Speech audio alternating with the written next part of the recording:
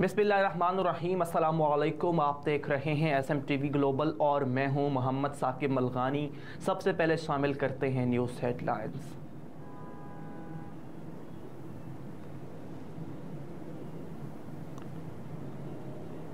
नवाज शरीफ पाकिस्तान को मुआशी कुव्वत बनाने का एजेंडा पूरा करने आ रहे हैं। मरियम नवाज का बयान। पाकिस्तान मुस्लिम लीग नून की चीफ ऑर्गेनाइज़र मरियम नवाज ने कहा कि एटमी कुव्वत पाकिस्तान को मुआशी कुव्वत बनाएंगे और यही एजेंडा पूरा करने के लिए नवाज शरीफ आ रहे हैं। पार्टी कारकुनों से अपने खिताब में उन्होंने कहा कि मुल्क को कौम से वादे निभाना और मुश्किलात से निकालना ही नवाज शरीफ की रिवायत है। नवाज शरीफ एक बार फिर आवाम और मुल्क को बचाने वापस आ रहे हैं। मरियम नवाज ने कहा कि जब भी मुल्क और कौम को जख्म लगते हैं, हर बार नवाज शरीफ आकर मरहम रखता है। सब खराब होने के बाद अब सब ठीक करने के लिए नवाज शरीफ की ज़रूरत है। वतन वापसी के लिए पाकिस्तान मुस्लिम लीग नून के कायद नवाज शरीफ का सफ़र शुरू हो चुका। वो लंदन से सऊदी अरब पहुंच चुके हैं, जहां उन्होंने उम्रे की सआदत हासिल कर ली। साबिक वज़ीर आज़म नवाज शरीफ रोज़ा रसूल सल्लल्लाहु अलैहि वसल्लम की ज़ियारत भी करेंगे, जबकि सऊदी अरब में क़याम के दौरान आला सऊदी शख्सियात से भी मुलाकातें करेंगे। साबिक वज़ीर आज़म नवाज शरीफ का तैयारा 21 अक्टूबर को दोपहर 12 बजे लाहौर में लैंड करेगा। मुस्लिम लीग नून के कायद और साबिक वज़ीर आज़म नवाज शरीफ 21 अक्टूबर को दोपहर 12 बजे लाहौर एयरपोर्ट पहुँचेंगे। तैयारा उम्मीद पाकिस्तान। साबिक वज़ीर आज़म को पाकिस्तान लाने वाला तैयारा सुबह 8:30 बजे मुत्तहिदा अरब अमारात से रवाना होगा, जो दोपहर 12 बजे लाहौर एयरपोर्ट पर लैंड करेगा। नवाज शरीफ को वतन लाने वाले इस खुसूसी तैयारे में 152 अफराद सवार होंगे। खुसूसी तैयारे में नवाज शरीफ के हमरा मुस्लिम लीग नून के कारकुनान और सहाफ़ी लाहौर पहुँचेंगे, जबकि पार्टी कायद के इस्तकबाल के लिए पार्टी रहनुमा भी एयरपोर्ट पहुँचेंगे। साबिक वज़ीर आज़म लाहौर पहुँचने के बाद पार्टी के जलसे में शिरकत करेंगे, जिसके लिए नून लीग ने ग्रेटर इकबाल पार्क के मकाम का इंतखाब किया है। कुछ सियासी जमातें इलेक्शन जनवरी से भी आगे ले जाना चाहती हैं। तर्जुमान PTI का बयान। पाकिस्तान तहरीक इंसाफ के तर्जुमान बैरिस्टर गौहर खान ने कहा कि कुछ सियासी जमातें आम इंतखाबात को जनवरी से भी आगे ले जाना चाहती हैं। उन्होंने कहा कि अगर सुप्रीम कोर्ट 90 रोज़ में इंतखाबात का कह देती है तो 7 नवंबर को ना सही, आज से 90 दिन के बाद तो इलेक्शन हो जाएंगे। उन्होंने कहा कि जस्टिस उमर अता बंदियाल के दौर में 90 दिन में इंतखाबात कराने की हमारी दरख्वास्त शायद इसलिए समाअत के लिए मुकर्रर ना हुई थी कि PDM हुकूमत ने उन पर दबाव डाला था। गौहर खान ने कहा कि प्रैक्टिस एंड प्रोसीजर कानून बहाल होने के बाद चीफ जस्टिस की जिम्मेदारी है कि वो सबसे पहले इस केस को समाअत के लिए मुकर्रर करे।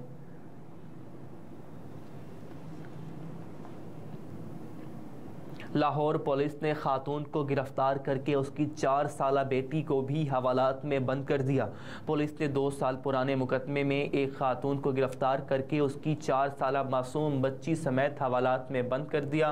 पुलिस ने धमकियां देने के इल्ज़ाम में दर्ज मुकदमे में खातून और उसकी 4 साला बच्ची को विमेन पुलिस स्टेशन की हवालात में बंद कर दिया। पुलिस के मुताबिक खातून इस मुकदमे में इश्तिहारी थी। वो गिरफ्तार होने पर बच्ची को साथ ले आई। बच्ची की जिद पर उसे कुछ देर के साथ हवालात में रखा, बाद में उससे रिश्तेदार ले गए थे। पुलिस के मुताबिक खातून के खिलाफ धमकियां देने के इल्जाम में थाना वासत कॉलोनी में मुकदमा दर्ज हुआ था, जबकि खातून के रिश्तेदारों का कहना है कि FIR में खातून पर कहीं भी बराह रास्त धमकियां देने का इल्जाम नहीं है।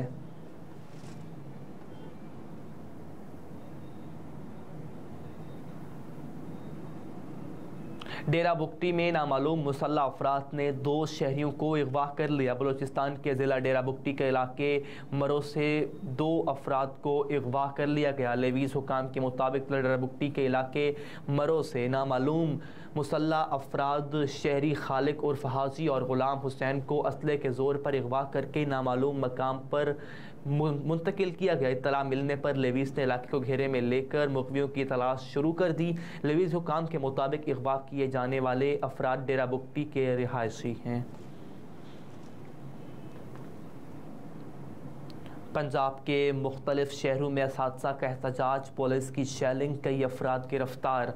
लाहौर समेत पंजाब के मुख्तलिफ शहरों में लिव इन कैशमेंट और ग्रेजुएटी बिल में तरामीम की वापसी के लिए असातिज़ा के एहतजाजी मुजाहरे और पथराव के बाद पुलिस की मुश्तइल मुजाहिरीन को मुंतशिर करने के लिए शेलिंग और हवाई फायरिंग। पुलिस ने लाहौर में एहतजाज करने वाले 100 से ज़्यादा असातिज़ा और सरकारी मुलाजिमीन को गिरफ्तार कर लिया, जबकि फैसलाबाद में मुजाहिरीन ने पुलिस पर पथराव किया, जिसके बाद पुलिस ने हवाई फायरिंग और शेलिंग करके मुजाहिरीन को मुंतशिर किया।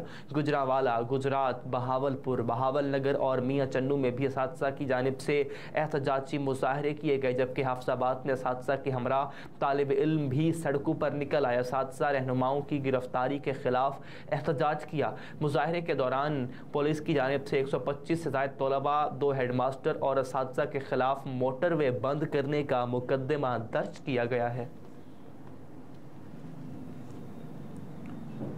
खैबर पख्तूनख्वा में आज से बारिशों का नया सिलसिला शुरू होने की पेशगोई। महकमा मौसमियात ने खैबर पख्तूनख्वा में आज जुमे से बारिशों का नया सिलसिला शुरू होने की पेशगोई कर दी।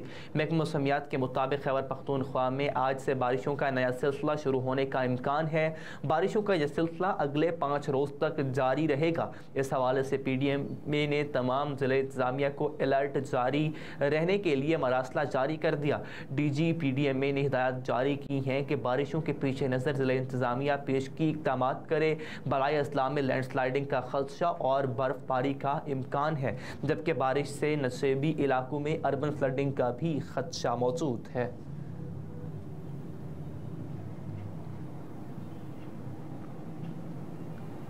बरतानिया का इसराइल की मदद के लिए रॉयल नेवी के जहाज़ भेजने का ऐलान। बरतानिया ने फ़लस्तीन के ख़िलाफ़ इसराइल की मदद के लिए अपने रॉयल नेवी के जहाज़ भेजने का ऐलान कर दिया। गैर मुल्की मीडिया के मुताबिक बरतानिया निगरानी का तैयारा और 2 रॉयल नेवी के जहाज़ मशरकी बहरा रूम भेजेगा। इसके अलावा अमरीका ने इसराइल छोड़ने के ख्वाहिशमंद अपने शहरियों के लिए आज से खुसूसी परवाज़ों का ऐलान किया है, जिसके लिए अमरीकी वज़ीर दिफ़ा आज इसराइल पहुँचेंगे। अलावा तनाज़ा फैलने से रोकने के लिए अमरीकी वज़ीर ख़ारिजा एंटोनी ब्लिंकन इसराइल का दौरा मुकम्मल करके उर्दन पहुँच गए हैं। दूसरी जानिब इसराइल फ़लस्तीन कशीदगी पर चीनी वज़ीर ख़ारिजा वांग यी ने कहा कि फ़लस्तीन का मसला मशरिक़ वुस्ता तनाज़े का मरकज़ है। फ़लस्तीनी अवाम को इंसाफ ना मिलना इस तनाज़े की वजह बना। शहरियों को नुकसान पहुँचाने वाले इक़दामात की चीन मुखालफत करता है। वर्ल्ड कप मैच में शिकस्त, साबिक ऑस्ट्रेलियाई कप्तान अपनी टीम पर बरस पड़े। साउथ अफ्रीका के हाथों ऑस्ट्रेलिया की बदतरीन शिकस्त पर साबिक ऑस्ट्रेलियाई कप्तान मार्क टेलर और माइकल क्लार्क अपनी ही टीम पर बरस पड़े। साबिक ऑस्ट्रेलियाई कप्तानों ने वर्ल्ड कप की इब्तदाई 2 मैचेस में शिकस्त पर कई सवालात उठा दिए। साबिक ऑस्ट्रेलियाई कप्तान माइकल क्लार्क ने कहा कि वर्ल्ड कप में ऑस्ट्रेलियाई टीम की हिकमत अमली समझ से बाहर है। ऑस्ट्रेलिया ने वर्ल्ड कप के लिए ड्राउनी तैयारी की है, सिलेक्शन की समझ नहीं आ रही। माइकल क्लार्क ने गुस्से का इजहार करते हुए कहा कि एलेक्स कैरी की जगह जोश इंग्लिस को खिलाना समझ से बाहर है।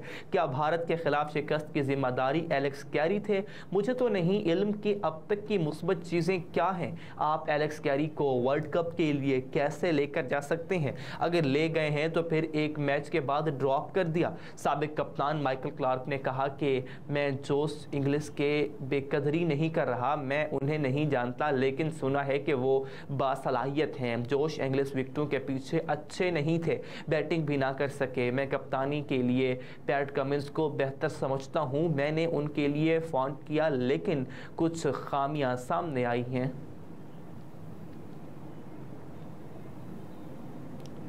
और नसीम शाह को भी दुबई का गोल्डन वीज़ा मिल गया। कौमी टीम के फास्ट बॉलर नसीम शाह को दुबई का गोल्डन वीज़ा मिल गया, जिस पर फास्ट बॉलर ने खुशी का इजहार करते हुए दुबई को अपना दूसरा घर करार दे दिया।